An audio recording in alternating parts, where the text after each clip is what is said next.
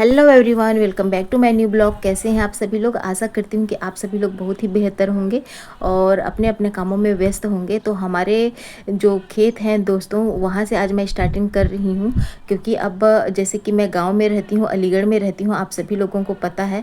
और यहाँ पर धान रोपड़ के अब जो है खेतों में काम अब स्टार्ट हो चुके हैं। तो जैसे कि आप लोगों को पता है कि मेरा खेत है जिसमें हमने 1200 पेड़ 6 बीघा के खेत में नीलगिरी किए हैं इन्वेस्टमेंट पर्पज़ से। और इसी से ही हमने फसल भी लेते हैं, 2 से 3 फसल हमने ले लिए हैं और अब धान की रोपड़ किए जाएंगे। तो अब बस 1-2 दिन में पानी जैसे ही थोड़ा सा अच्छा हो जाएगा, अभी तो पानी लगाया हुआ है, फिर हम धान रोपड़ करेंगे, जिसे गर्मी की फसल कही जाती है।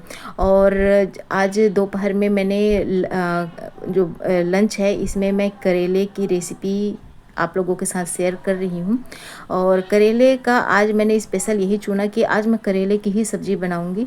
घर में तो किसी को पसंद नहीं होती है, केवल मेरे घर में मेरे को ही पसंद आती है।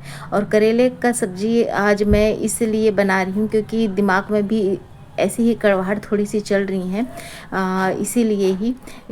तो आप लोग बस देखते जाइए और मैं अपनी बातें जो आप लोगों के साथ शेयर करना चाहती हूँ आप वो भी सुनते जाइए।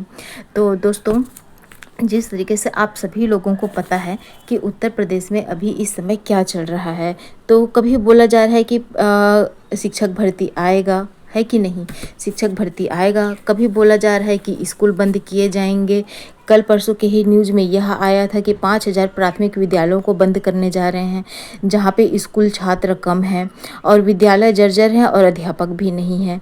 तो कोई पूछेगा इन सब के जिम्मेदार कौन है? और अगर ज़्यादा बोलेंगे तो देखिए, किसी को पसंद आएगा, किसी को पसंद नहीं आएगा।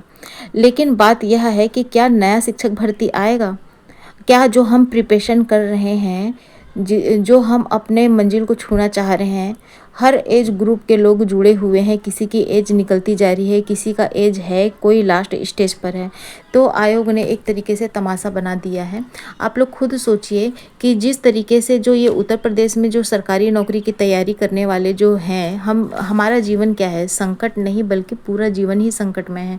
अगर स्पेशली बोला जाए शिक्षक भर्ती की तैयारी करने वाले स्टूडेंट्स के लिए, क्योंकि हम लोग अगर इसी एग्ज़ाम के लिए अगर हम दूसरी चीज़ में अगर अपना एफर्ट लगाते कोई अदर एग्ज़ाम के लिए, तो शायद वह चीज़ें पॉसिबल थी। लेकिन शिक्षक भर्ती के लिए एक स्टूडेंट क्या करता है, 12th करता है, ग्रेजुएशन करता है और उसके बाद वह फिर से पोस्ट ग्रेजुएशन करता है, फिर बीएड की तैयारी करता है। तो 3-3 साल 4-4 साल कर करके ये सारे कोर्सेस होते हैं।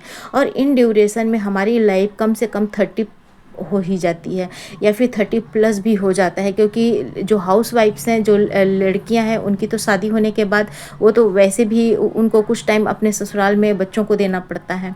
और जितने जेंट्स हैं उनके ऊपर तो और भी ज़्यादा जिम्मेदारी होती है, क्योंकि वो भी अगर टीचिंग एग्ज़ाम की प्रिपरेशन कर रहे हैं तो उनको भी एक समय के बाद ये हो जाता है कि उनको भी कमा कर घर में लाना पड़ता है, पैसे अर्निंग करना पड़ता है। उनकी भी एक एज के बाद शादी होती है।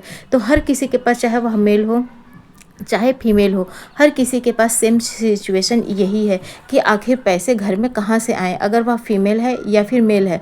क्योंकि अगर जो जितने भी मेल्स हैं तो उनको या तो प्राइवेट नौकरी की ओर भागना पड़ता है, क्योंकि तैयारी तो करते रहते हैं लेकिन फिर वो पूरी तैयारी नहीं कर पाते हैं, क्योंकि घर में किसी न किसी तरीके से सिचुएशन ऐसा ही हो जाता है। और जितनी फीमेल्स हैं उनके ऊपर तो और भी ज़्यादा जिम्मेदारी होती है कि घर का टेंशन, ससुराल वालों का टेंशन, बच्चों का टेंशन, फिर अपनी टेंशन, अपना हेल्थ इशू, फिर अपने लिए पढ़ाई निकालना।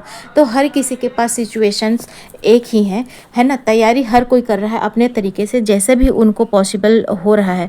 एस्पिरेंट लाइफ जीना चाह रहे हैं, एक नौकरी चाह रहे हैं, अपने जीवन में एक जो सुकून भरी ज़िंदगी है वह चाह रहे हैं। लेकिन देखिए, आप लोग के सामने सब चीज़ें हैं कि सालों साल एक ही वैकेंसी चलती आ रही है।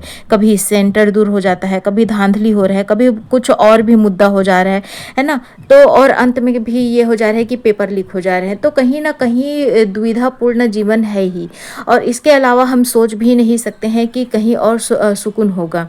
और जिस तरीके से बोला जाता है कि लोकतंत्र है, हम ऐसे लोकतंत्र में है जहाँ पर लोगों की सुनी जाती है, लेकिन यहाँ पर तो स्टूडेंट क्या लोगों की सुनी ही नहीं जा रही है।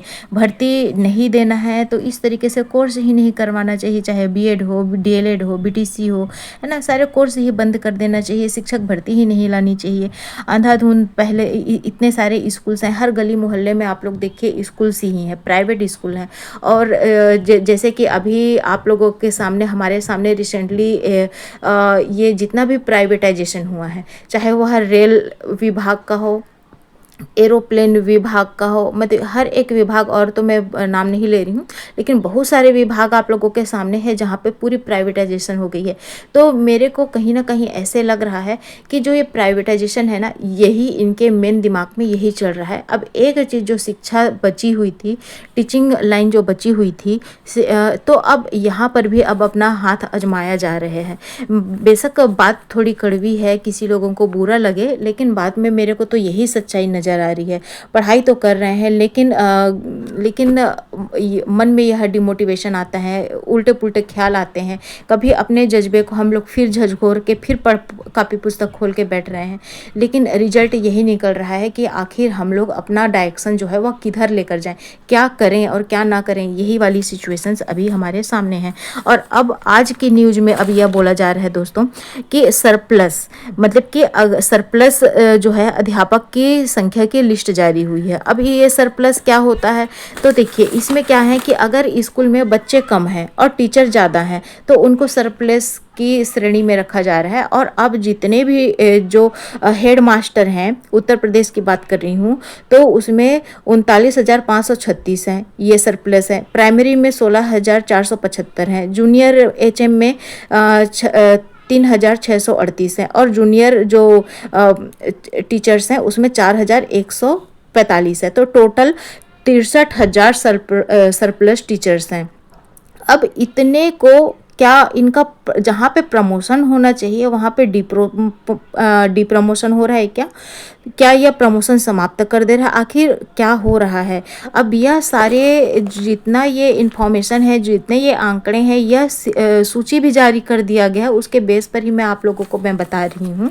क्योंकि अगर इस तरीके से सिचुएशन जो चल रहे हैं तो क्या फिर नया शिक्षक भर्ती की संभावना आपको नज़र आती है? मुझे तो शायद ही नज़र आ रही है।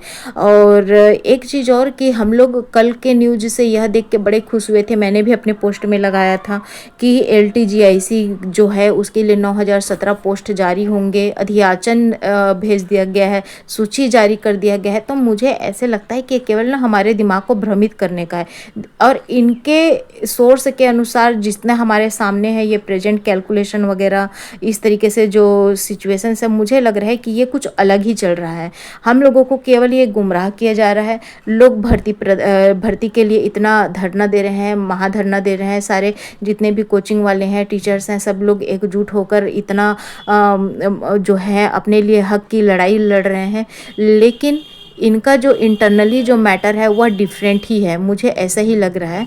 अब जब तक कि हमारे पास ओरिजिनल या फिर जो कि बोलना चाहिए जो कि नोटिफिकेशन है, जब कि तक वह अपने साइट पर नहीं लोड करते हैं, अपलोड नहीं करते हैं, तब तक मुझे यह विश्वास बिल्कुल भी नहीं है कि इस तरीके से किसी तरीके से अच्छा न्यूज़ है या पॉजिटिव चीज़ है।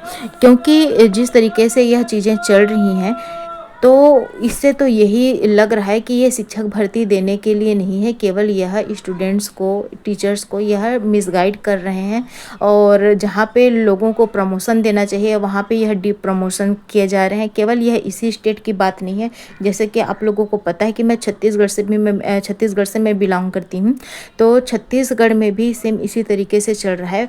मतलब कि जो 2023 में जितने लोगों का नौकरी लग गई थी प्राइमरी जूनियर लेवल में, उन सबको हटा दिया जा रहा है। तो फ्रेंड, जो चल रहा है, जो अभी सिचुएशन चल रहा है, ये हो तो बहुत गलत रहा है और हर कोई फेस कर रहा है इन चीज़ों को। तो हमको जो ये चल रहा है इसमें अपने आप को इन्वॉल्व करते हुए डिमोटिवेट नहीं होना है, क्योंकि 2027 तक चुनाव आएगा और उससे पहले 2025 में अभी अगस्त सितंबर तक कुछ न कुछ ऐसे वैकेंसी आएगा और जिसका एग्ज़ाम 2026 तक करा दिया जाएगा। अभी AMRS के जो है वह भी हलचल है, केवीएस टीजीटी वगैरह है वह भी हलचल चल रहा है, और अभी देखिए कल परसों में एलटीजीआईसी का भी है। तो चल तो बहुत कुछ रहा है ना, हो भी रहा है। न्यू न्यू जो न्यूज़पेपर में भी कटिंग्स आ रहे हैं। जो चल रहा है वो उनका काम है, और हमारा काम क्या है, केवल अपने आप को मजबूत करना। और हमको इस तरीके से नज़र जमाए बैठे रहना है, एक जो होता है ना चील गिद्ध या फिर शेर की तरह, कि जैसे ही वैकेंसी आए अपने आप को इतना मजबूत बना रख लेना है कि जैसे ही वैकेंसी आए अपना एग्ज़ाम देना है, क्रैक करना है।